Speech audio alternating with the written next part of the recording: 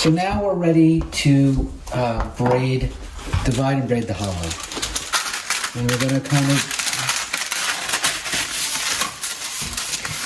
take our bench scraper or any kind of knife that you have, cut it, and weigh them. But I weigh them, you don't really need to. So 710.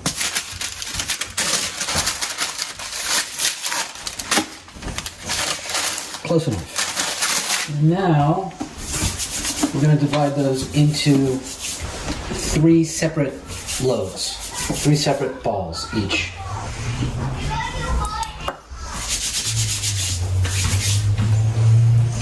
A little bit tacky, so I'm going to just put a little bit of... So I'm going to take each one,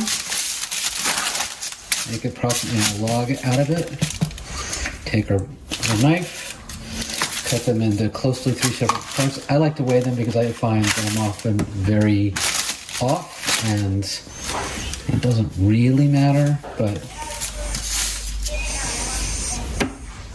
264, 266, 250, 183. So they're totally different sizes. So I'm going to just cut from the big one to give to the small one. 223, 223, 250, close enough. Okay, now I've already cleaned our counter, so we can just do this here. You're gonna take your cut loaves and you're gonna roll them. And once you roll them, sometimes it's helpful to just let them sit for 5 or 8 minutes, like that. So you roll them out a little bit.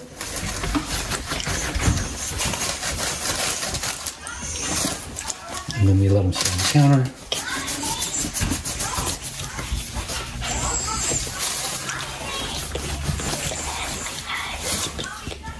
Yeah, you want to say something? Yeah, I'm not to them, but can I do one of the...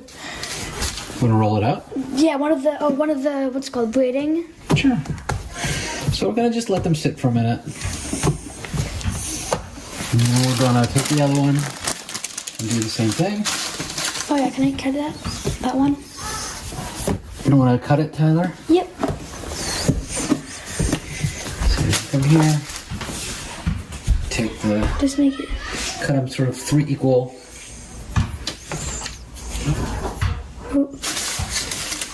Mm-hmm.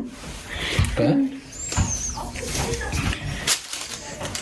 There you go, just get through it. Okay. So we got 221, 274, 215. So again, you can see that they're not quite even. So 224, 270. So 224, 215, 220, a little bit to each one. Good. Now we're going to roll them out. Want to roll them out? Yeah. I like this. Oh no. Kind of like this. Yeah, so you want to take your hands and you want to press them down in the middle and roll out. Press and roll like that. Good. Okay. Okay. Like this? Yep, that's pretty good. So now let's just let that sit for a minute. I'm going to do the same thing with this one.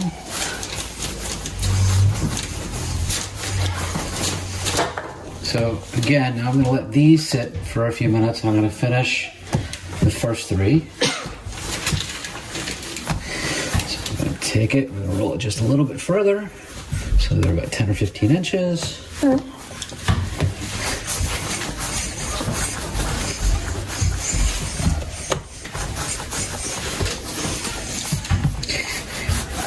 All right, now we're ready to braid.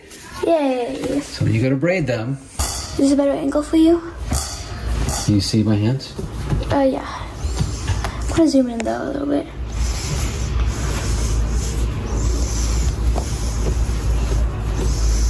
So just kind of braid it. I'm not the best at braiding, but that's fine.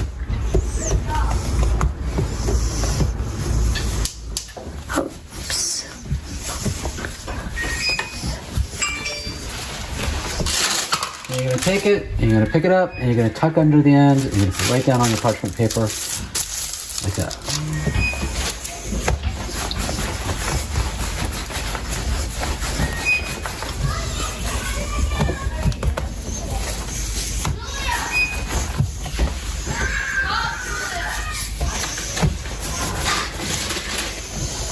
Take it, I'm gonna braid it, tuck under the ends, same thing here, braid it, tuck under the ends. And then you're gonna take it and set it there. Perfect. So then we're gonna get an egg wash. A little bit of water run into the mix for a second, and then you mix the egg and the water. So it's about a tablespoon of water to an egg, and then you just paint it.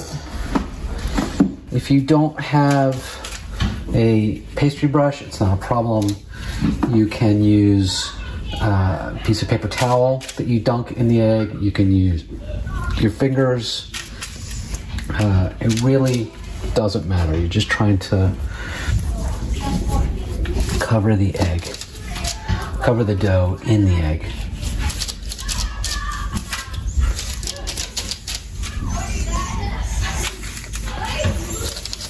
Great, and then we're gonna just lightly cover it.